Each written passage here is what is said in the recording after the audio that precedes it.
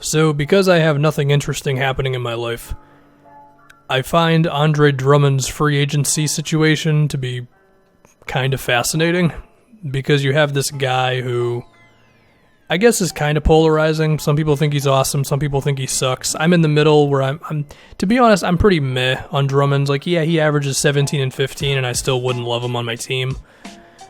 So, that says, I guess that means I'm a little more negative on him, if anything. But, still, Drummond is about to have a player option of $28 million. We've seen a bunch of dudes get max contracts, and there's a chance that Drummond would be expecting that, and there's a chance that some team would actually give it to him, or other teams could not value him very highly. The Pistons could still just lock him into a max. The Pistons could be like, we don't really want this guy. A million things could happen with the Drummond situation, so I just feel like kind of talking about it. The number one thing is Drummond actually going to accept or decline his player option? Well, if he declined it, I think it would be for the guarantee of like 4 years from some other team, or it could be the Pistons as well. Or it would be hoping that he could get a max from somebody else and he doesn't really love the Pistons situation, and by all accounts it seems like he really likes playing in Detroit. But you don't know, the team hasn't exactly set the world on fire with Drummond there. Not all of that his fault, but still. So, you look at the teams with cap space right now. Is Toronto going to give Andre Drummond $30 million? Don't think so. Atlanta's probably not, because they really love like Alex Len type of centers who just, you pay them like $6 million, they do what you tell them to do, and that's it. Plus, we don't really know what Collins is going to be doing yet. Grizzlies, no way. The Cavs, I mean, I guess there's a world where that could be a thing. Say if Garland is awesome, you bank on the Garland-Drummond pick and roll being a thing, I guess. And then maybe Charlotte would do it because they're desperate for whatever. There's the Knicks, but they have Randall and Mitchell Robinson. And then from there, teams, they get a little more expensive. So, like, yeah, there's teams there, but I don't think there's one obvious team that's going to do like some wink-wink deal with Drummond where it's like, hey, opt out and we're going to give you more, or we're going to give you a guarantee of years, or we're just a better situation. Like, it's not really there. Like, you could talk yourself into one of those maybe, but so that's step one. Like, maybe Drummond just sees that and he's like, I'm going to reevaluate after next season. Now, is there a chance that Drummond just balls out and forces teams to like really want to give him a max? Yeah, it's always a possibility. I mean, part of Drummond's thing is like, he's not going 100% all the time. There are other problems as well. I mean, I remember being pretty excited before they got Blake because Drummond was showing some stuff off. Like, he was making his free throws, and to be fair, that's kind of held up.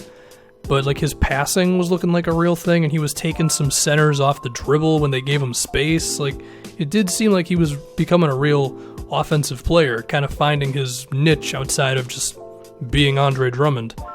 But ever since Blake got here, that's all been gone.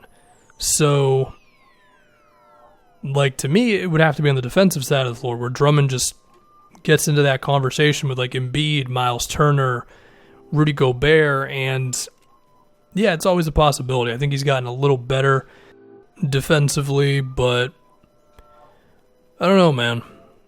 Call me crazy, but I don't think Andre Drummond is going to be in consideration for an all-defense team next year.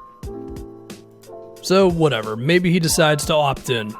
If he opts in, then there's a crap ton of teams that have cap space after the 2022 season. At that point, I could see Drummond ending up basically anywhere.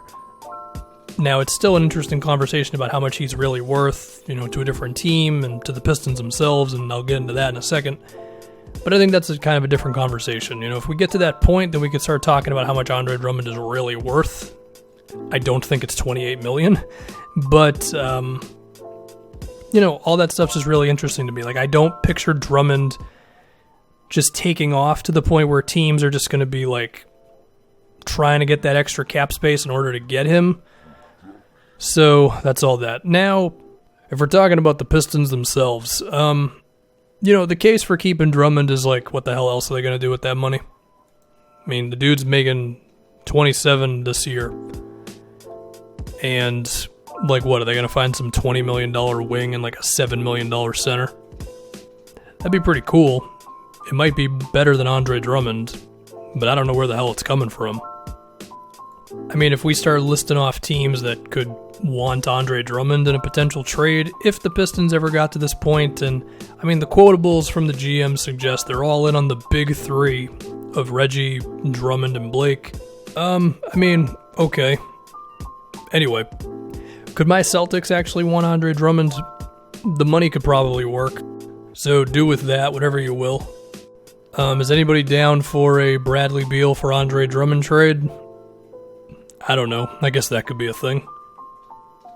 I've seen the D'Angelo Russell for Andre Drummond thing thrown out there. Warriors love themselves those kinds of centers.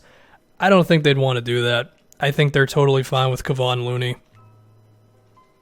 And they want to devote their money to perimeter players. You know, a weird part of me could actually see the Spurs doing it. I could just picture Popovich having this weird fascination with Drummond where he's just like, give me that guy and I can make him into a superstar. The money would work whether you wanted to trade Aldridge or DeRozan. I guess the Pistons would probably want DeRozan, and that would be a weird roster. But, you know, you get DeRozan back with Dwayne Casey, some good karma for Detroit, I guess. Might even be able to picture a similar thing with, like, Rick Carlisle and the Mavericks. But, you know, between Maxi Kleber, who's kind of the role player from Heaven, and whatever else, I don't really know about Drummond.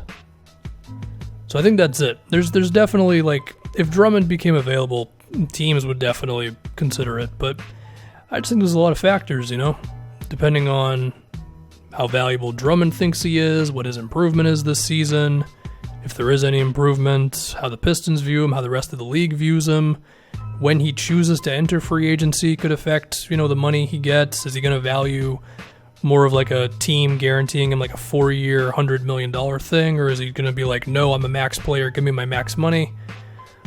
A lot of interesting things with Drummond, and you really could convince me of anything. So, yeah, shout out to Chauncey Billups.